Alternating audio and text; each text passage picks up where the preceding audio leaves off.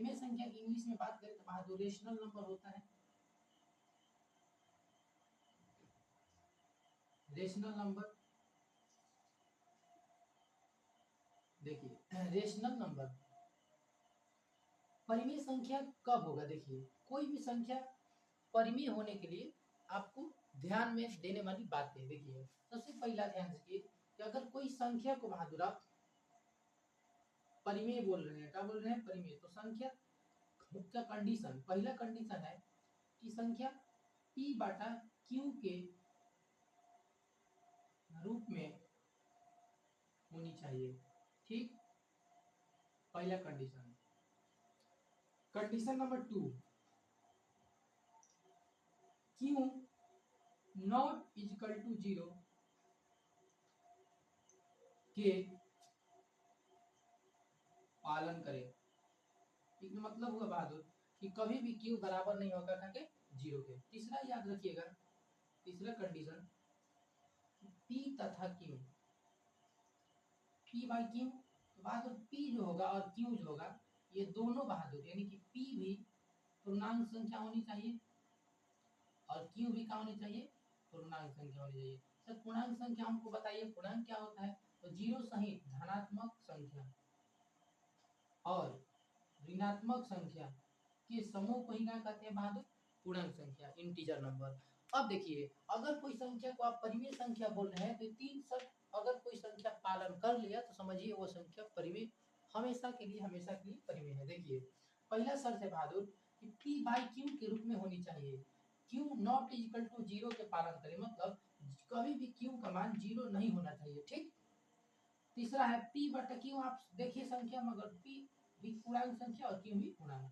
अब एग्जांपल के तौर पर हम समझते हैं बहादुर, देखिए अगर आपसे पूछा जाए कि 4 बटा में 17 की परिमेय संख्या है कि नहीं है, तो हम कैसे निकालेंगे? आसानी से देखिए सबसे पहला शर्त p बाई q के रूप में है सर, अंश बटा, देख पहला शर्त पालन कर गया। देखिए दूसरा है q नॉट इक्वल टू 0, सही में q के मान नहीं 0 के बराबर नहीं है, दूसरा भी पालन। तीसरा है कि p और q, p ऊपर वाला को बोलेंगे q नीचे वाले को, तो p सर p 4 है और q का है 17, तो p 0 का p पूर्णांक संख्या है, हाँ भाई, q भी पूर्णांक संख्या, हाँ भाई। तो जब तीनों बात का पालन कर जाए तो वह संख्या कौन सी संख्या कहलाएगी? हो परिमेय संख्या। क्लियर? अब देखिए अगर हम आपसे पूछें कि सर जीरो जीरो कौन संख्या है? जीरो, तो देखिए अगर आपसे जीरो पूछे कि जीरो कौन सी संख्या है तो सर आसानी से कोई भी संख्या की बटा में क्या लगा सकते हैं? एक लगा देंगे, तो 0 बटा 1 के रूप धारण कर लेगी। अब आपको पहला शर्त है कि p बटा q के रूप में है, तो है भाई। दूसरा शर्त है कि q not equal to 0, p 0 के बराबर हो सकता है मगर q कभी भी क्या के बराबर नहीं हो सकता है? 0 के। कहाँ है 0 के बराबर? 1 है, दूसरा भी शर्त। तीसरा है कि p और q दोनों संख्या कैसी संख्या होनी चाहिए? पूर्णांक संख्या, पूर्णांक इंटीजर नंबर। तो देखिए पूर्णांक संख्या 0 होता है, हाँ भाई p तो पूर्णांक संख्या है, q में 1 होता है, यानी कि 0 भी कौन संख्या है? अगर सिंपल आपसे पूछा जाए जीरो कौन संख्या है तो आपका बोलिएगा परिमेय संख्या है। क्लियर? अब देखिए बहुत डाउट क्लियर करेंगे आपसे। अब कोई पूछेगा बहादुर ध्यान से देखिए, आपसे कोई पूछेगा कि √3 बटा में 7, ठीक, ये परिमेय संख्या है कि नहीं है? तो आप देखिए p बटा q के रूप में है, हाँ p बाई q के रूप में है, पहला शर्त पालन तो कर गया। दूसरा देखिए q नॉट इक्वल टू 0 का पालन करें, मतलब q कभी भी 0 के बराबर नहीं होना चाहिए, अंश बटा हर, मतलब q 0 के बराबर नहीं है, दूसरा भी शर्त का हो गया पालन। तीसरा देखिए, तीसरा कहता है कि p भी पूर्णांक संख्या, q भी पूर्णांक संख्या। तो देखिए तो √3 है, तो √3 जो है p के मान पूर्णांक संख्या होगा। बढ़िया से पढ़िए ना, ध्यान से समझिए कि √3 कभी भी पूर्णांक संख्या नहीं होगा। क्यों भाई? देखो क्योंकि आपसे कोई पूछेगा 16 का वर्गमूल 4, तो जो संख्या रूट में रहे, जो संख्या रूट में रहे और वर्गमूल दे दे, जो संख्या रूट में रहे और वर्गमूल पूरा पूरा दे दे, मतलब वह संख्या कौन संख्या होगी? पूर्णांक संख्या। क्लियर? अगर संख्या वर्गमूल में है, रूट में है, वर्गमूल वही बोलेंगे, रूट में है और इसका पूरा पूरा वर्गमूल न दे बहादुर, तो याद रखिएगा यह संख्या कभी भी पूर्णांक संख्या नहीं होगी। क्लियर हो गया? तो देखिए p पूर्णांक संख्या के बराबर नहीं है, q पूर्णांक संख्या के बराबर में है, मगर दोनों होना चाहिए, इसलिए बहादुर √3 बटा 7 एक परिमेय संख्या नहीं है। जब कोई कोई संख्या परिमेय संख्या नहीं है तो वह संख्या किधर मूव करती है, मतलब किधर मुड़ जाती है, अपरिमेय की तरफ। यानी जो संख्या परिमेय नहीं होगी वह संख्या अपरिमेय कहलाएगी। आपको समझ में आ रहा होगा। आपसे कोई पूछेगा बहादुर कि बताइए पाई कौन संख्या है, पाई। देखो तो पाई की अगर बात करें तो पाई के बट्टा में 1 लगा सकते हैं। हाँ भाई, तो पाई पी बाई क्यू के रूप में है, एकदम है, पहला नियम पालन। क्यू नॉट इक्वल टू 0 एकदम सही है। तीसरा है पी तथा क्यू पूर्णांक होने चाहिए। देखिए तो पी, तो पी ऊपर वाला कहेंगे कि नीचे वाला को क्यों कहेंगे पी।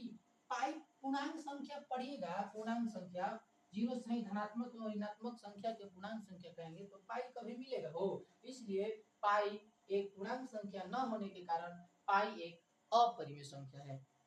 पाई कैसे संख्या है, अपरिमेय संख्या। केवल पाई पूछे तो पाई एक संकेत है, इसलिए पाई अपरिमेय की रूप धारण करती है। हम कंसेप्ट भी बता दिए। अगर आपसे कोई पूछे बहादुर इस बार पाई का वैल्यू होता है 22/7, तो बता दीजिए कि बिहार बोर्ड पूछ चुका है क्वेश्चन कि 22/7 कौन संख्या है। तो बच्चे नहीं जानते हैं, बच्चे सोचते हैं कि जब पाई अपरिमेय संख्या हो गया तो पाई का ना वैल्यू है 22/7 और परिमेय इसको अपरिमेय, इसको भी बहादुर हमारे बिहार बोर्ड के 90% बच्चे इसको भी अपरिमेय आंसर टिक लगा देते हैं। मगर 22/7 अपरिमेय संख्या नहीं होगा, यह संख्या एक परिमेय संख्या होगा। आप पूछिएगा कैसे, तो हम है इसके लिए रेडी। देखिए ध्यान से 22/7, तो 22/7 को हम चेक करेंगे बहादुर परिमेय है कि नहीं। कहा हर कंडीशन में आपको परिमेय चेक करना है। अब अगर आप परिमेय चेक कर रहे हैं तो जो संख्याएं परिमेय संख्या के दर में नहीं आएगी, मतलब जो संख्याएं परिमेय संख्या की श्रेणी में नहीं आएगी वह संख्याएं अपरिमेय संख्या के तरफ मुड़ जाएगी। यहाँ तक क्लियर होंगे।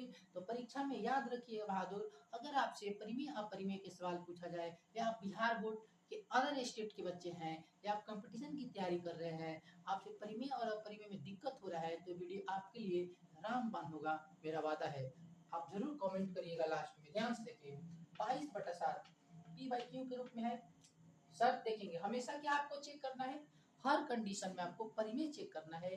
परिमेय चेक करने के बाद खुद आपको पता चल जाएगा कि संख्याएं जब परिमेय नहीं होगी तो अपरिमेय होगी। बहादुर याद रखिए। देखिए अगर आपसे बोले 22/7 तो पी बाई क्यू के रूप में, हाँ भाई पहला शर्त पालन। दूसरा है क्यू नॉट इक्वल टू 0, कहाँ 0 के बराबर है, दूसरा भी रूल पालन। तीसरा कहता है कि पी और क्यू जो आप रूप लिखे है वो पूर्णांक होना चाहिए, दोनों के दोनों, ऊपर वाला भी पूर्णांक। देखिए अगर ऊपर है 22 तो 22 पूर्णांक संख्या होगा, एकदम सही है।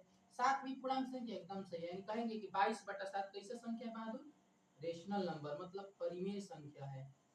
क्लियर। आपसे अगर कोई पूछा जाए बहादुर कि अगर आपसे कोई पूछे कि सर पाई का वैल्यू होता है 22/7, एक होता है 3.14 लगभग, तो इन तीनों में हमको बताइए। तो देखिए पाई बता दिए, पाई होता है एक अपरिमेय इरेशनल नंबर। पाई का मान होता है 22/7 भिन्न में, मतलब बटा में, यह एक परिमेय संख्या है। मगर आपसे पॉइंट वाला अगर 3.14 पूछा जाए तो 3.14 कौन संख्या होगी। तो देखिए कुछ नहीं करना है, खाली आपसे कोई पूछे कि 3.14 कौन सी संख्या है तो आपको सोल्व करना है बहादुर। क्या करना है, देखिए 3 पॉइंट उड़ेंगे भट्टा में क्या हो जाएगा 100। देखो इसको कटा दो 2 से 50 बार में, इसको 2 से कटा दो, 2 1 कम 2, 2 5 10, 2 7 14, 157/50 आ गया हो। कटाएंगे तो देखिए 157/50 आ गया, तो पी बटा क्यू के रूप में है। पहला शर्त पालन। हमेशा आपको परिमेय चेक करना है। अगर परिमेय चेक करने के बाद अगर परिमेय संख्याएं नहीं आती हैं तो आप परिमेय की तरफ मूव करेगी, मतलब अपरिमेय संख्याएं होगी। देखिए पी बटा क्यू, अब पी बटा क्यू के शर्त में है। दूसरा शर्त है क्यू नॉट इक्वल टू 0, कहाँ 0 के बराबर है, सही है 50 है। तीसरा है कि पी तथा क्यू पूर्णांक होना चाहिए। देखिए 157 पूर्णांक संख्या नहीं होगा तो एकदम होगा, अब 50 पूर्णांक संख्या नहीं होगा, होगा। मतलब याद रखिएगा कि 3.14 भी कैसन संख्या है, rational number. 22/7 rational number, irrational number कौन है, पाई। तो यहाँ तक आपको वीडियो बहादुर अच्छा लगा होगा तो कमेंट, अगर नए हैं तो हमारे चैनल इनके साइंस क्लासेस 710 को सब्सक्राइब करें। आने वाले दिन में हम और बेहतर आपके लिए कंटेंट और इसी तरीके का वीडियो लाते रहेंगे। सभी को धन्यवाद। अगर अच्छा लगे तो बहादुर अंत में जरूर बोलना चाहेंगे शेयर और सब्सक्राइब और लाइक जरूर करें और कमेंट करके जरूर बताएं। थैंक